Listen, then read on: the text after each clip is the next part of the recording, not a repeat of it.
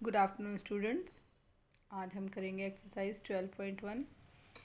कल हमने इससे रिलेटेड डेफिनेशंस और इसके फॉर्मूलाज किए थे। आज हम उसी से रिलेटेड एक्सरसाइज में क्वेश्चन करेंगे। तो 12.1 का फर्स्ट क्वेश्चन है, दो वृत्तों की त्रिज्याएं क्रमशः 19 सेंटीमीटर और 9 सेंटीमीटर हैं। उस वृत्त की त्रिज्या ज्ञात करनी है जिसकी परिधि इन दोनों वृत्तों की परिधियों के योग के बराबर हो। यानी कि हमें दो वृत्त दिए गए हैं, मान लीजिए एक ये और एक ये। तो अब इसकी त्रिज्या दी हुई है 19 और इसकी त्रिज्या दी हुई है 9। अब हमने क्या करना है, इन वृत्तों की परिधियां निकालनी है और फिर इन परिधियों का योग से जो हमारा आंसर आएगा उससे हमने नए वृत्त की त्रिज्या निकालनी है। परिधि, क्योंकि नया जो बड़ा वृत्त है उसकी जो परिधि है वो इन दोनों की परिधियों के योग के बराबर है। तो हमें इसकी परिधि निकालनी है इनकी परिधियों से। तो R1 हमें दी हुई है 19, R2 दी हुई है हमें 9। तो पहले वृत्त की परिधि निकाल लेंगे हम। 2πr1 से हमारे पास आ जाएगा 2 गुना पाई गुना 19, क्योंकि R1 हमारा 19 है तो यहाँ पर कैलकुलेशन के बाद हमारे पास आ जाएगा 38 पाई। ऐसे ही दूसरे वृत्त की परिधि निकाल लेंगे। R2 हमें दिया हुआ है 9, तो यहाँ से कैलकुलेशन करेंगे 2πr2 की, तो यहाँ से हमारे पास आ जाएगा 18 पाई। ये है हमारे पास 38 पाई, ये है 18 पाई। अब उन्होंने क्या कहा था प्रश्नानुसार कि नए वृत्त की जो परिधि होगी वो किसके बराबर होगी, पहले वृत्त की परिधि प्लस दूसरे वृत्त की परिधि के। तो हमने यही किया है कि नए वृत्त की जो परिधि है वो होगी हमारी पहले वृत्त की परिधि प्लस दूसरे वृत्त की परिधि के बराबर। तो 2πr जो होगा 38 पाई प्लस 18 पाई के इक्वल, इन दोनों को प्लस करेंगे हमारे पास आ जाएगा 56 पाई। तो 2πr is equal to 56 pi. R क्या है हमारे पास, बड़े वृत्त की त्रिज्या। तो यहाँ से हम बड़े वृत्त की त्रिज्या जो हमारा नया वृत्त है उसकी त्रिज्या निकाल लेंगे।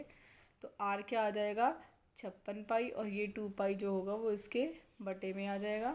पाई से पाई कैंसिल हो जाएगा, 2 से 56 को काटेंगे तो हमारे नए वृत्त की त्रिज्या आ जाएगी हमारे पास 28 सेंटीमीटर। उसके बाद है बेटा हमारा सेकंड क्वेश्चन। सेकंड क्वेश्चन भी फर्स्ट क्वेश्चन जैसा ही है। इसमें हमें दो वृत्तों की त्रिज्याएं दी हुई हैं जैसे फर्स्ट क्वेश्चन में दी थी। अब हमने क्या करना है, उस वृत्त की त्रिज्या ज्ञात करनी है जिसका क्षेत्रफल इन दोनों वृत्तों के क्षेत्रफल के योग के बराबर हो। इसमें हमें परिधि दी थी, इसमें हमें क्षेत्रफल दिया है, तो हम दोनों का क्षेत्रफल निकालेंगे, उनको प्लस करेंगे और वहाँ से उसकी नए वाले वृत्त की त्रिज्या निकालेंगे। तो सेकंड क्वेश्चन आप खुद करेंगे। क्वेश्चन नंबर थर्ड देखिए। क्वेश्चन नंबर थर्ड में क्या है, ये हमें एक डायग्राम दिया हुआ है जिसमें हमें 5 कलर दिए हुए हैं। गोल्ड यानी कि सुनहरा, रेड लाल, ब्लू नीला, ब्लैक काला और वाइट सफ़ेद। तो हमें क्या करना है, इन पट्टियों के जो हैं क्षेत्रफल ज्ञात करने हैं। तो ये है कि एक तीरंदाजी लक्ष्य को दर्शाती है। यहाँ पर जैसे तीर लगाते हैं निशाने लगाने के लिए ये बोर्ड बना हुआ है। तो जिसमें केंद्र से बाहर की ओर 5 क्षेत्र हैं, गोल्ड, रेड, ब्लू, ब्लैक और वाइट, जिनमें अंक अर्जित किए गए हैं। और गोल्ड अंक वाले क्षेत्र का व्यास कितना है, 21 सेंटीमीटर। यानी कि इस पूरे का जो व्यास है वो हमें दिया हुआ है, यहाँ से हम इसकी त्रिज्या निकालेंगे। तथा प्रत्येक अन्य पट्टी जो है वो 10.5 सेंटीमीटर चौड़ी है। यानी कि उसके बाद ये जितनी भी पट्टियाँ हैं हमारी, वाइट वाली है या ब्लू वाली है, ब्लैक वाली है, रेड वाली है, जितनी भी है हमारे पास वो सारी कितनी है, उनकी जो चौड़ाई है वो है हमारी 10.5 सेंटीमीटर। तो अंक प्राप्त कराने वाले इन 5 क्षेत्रों में से प्रत्येक का क्षेत्रफल ज्ञात करना है। तो हमें क्या करना है, इनके अलग अलग क्षेत्रफल जो है वो ज्ञात करने हैं। तो पहले के लिए तो हम सिंपली क्या करेंगे, वृत्त का क्षेत्रफल निकालेंगे।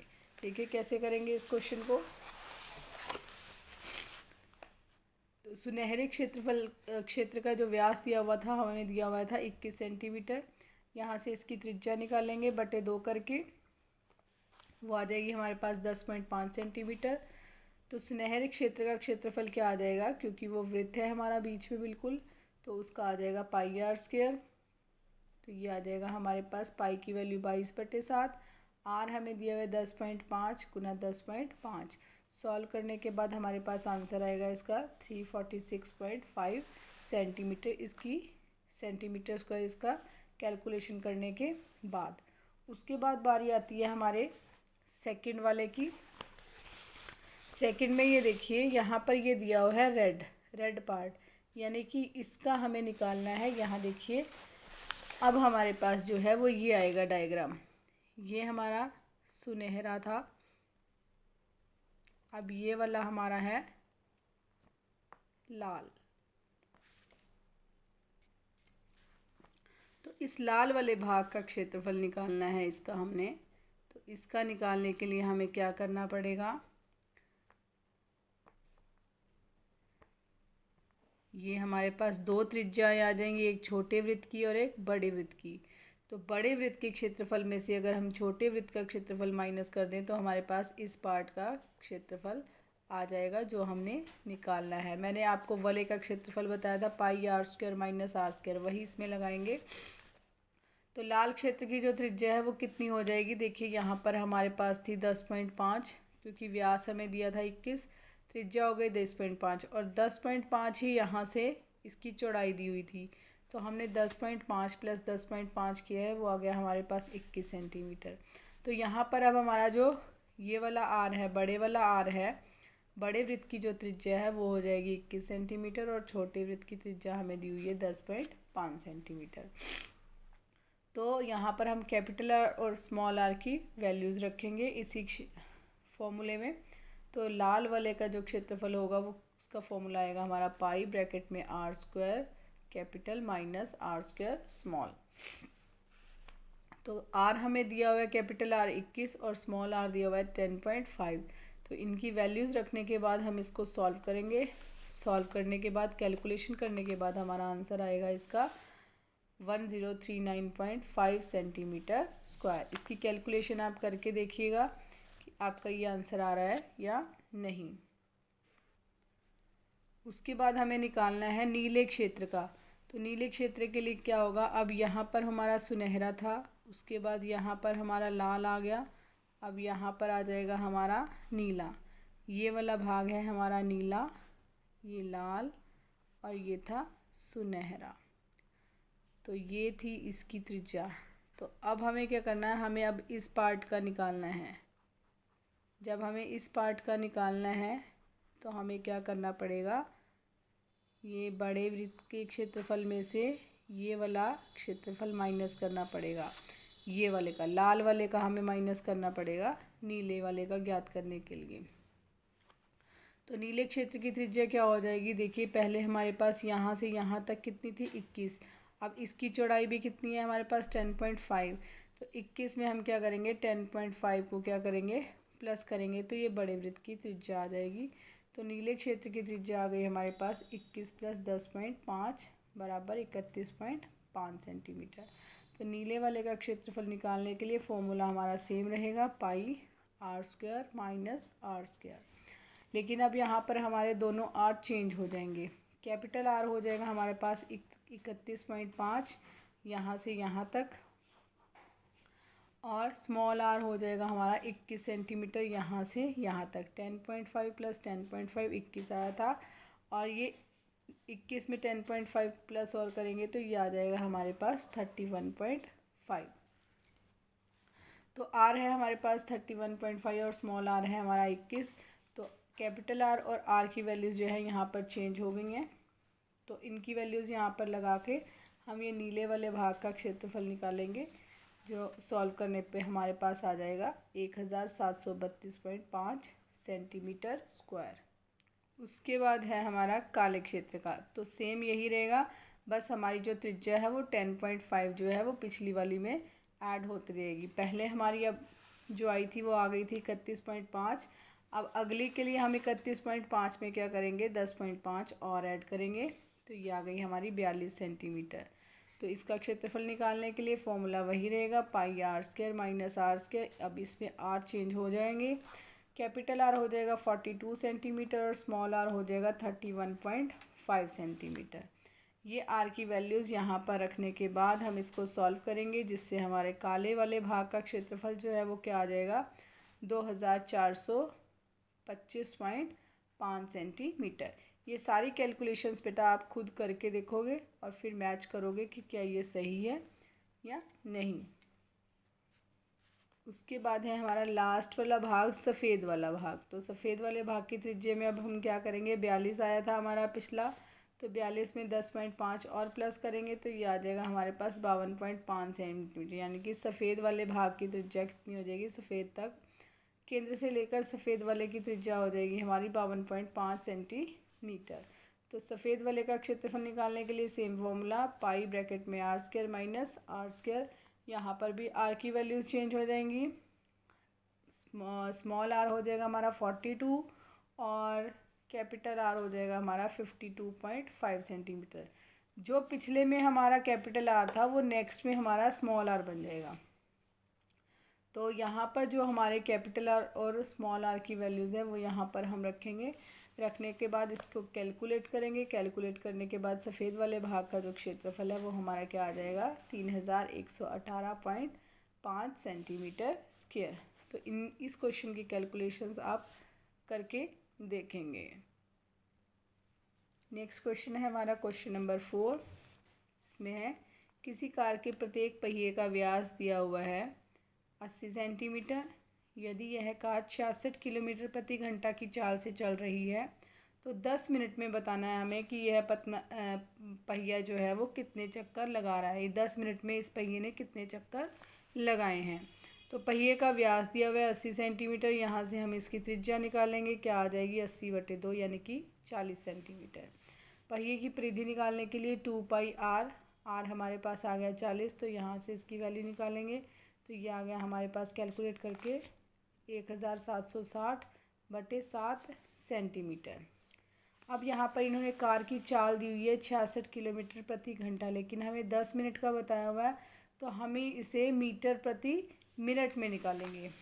तो उसको निकालने के लिए क्या करेंगे, 66 किलोमीटर प्रति घंटा को पहले मैंने किया मीटर प्रति मिनट में, तो 66 किलोमीटर के मीटर बनाने के लिए 1000 से मल्टीप्लाई कर दिया और घंटे के मिनट बनाने के लिए 60 से भाग कर दिया। क्योंकि 1 घंटे में 60 मिनट होते हैं तो घंटे की जगह मैंने 60 लगा दिया, और किलोमीटर में 1000 मीटर होते हैं तो किलोमीटर की जगह मैंने 1000 मीटर लगा दिया। तो ये आ गया हमारे पास 66 गुना 1000/60 मीटर प्रति मिनट।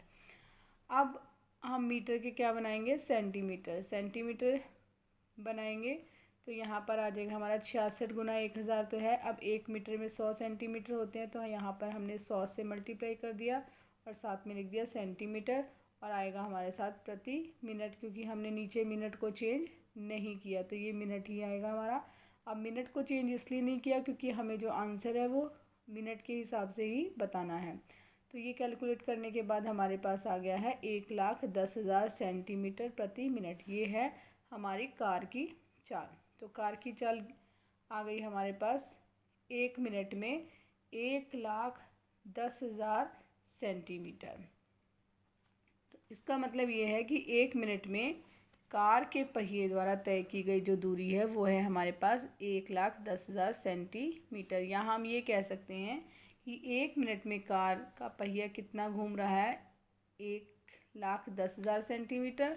तो जब 10 मिनट में निकालेंगे तो क्या हो जाएगा, इसको 10 से मल्टीप्लाई करेंगे तो ये हमारे पास आ जाएगा 11 लाख सेंटीमीटर। यानी कि 10 मिनट में कार का पहिया कितना घूम रहा है, 11 लाख सेंटीमीटर घूम रहा है।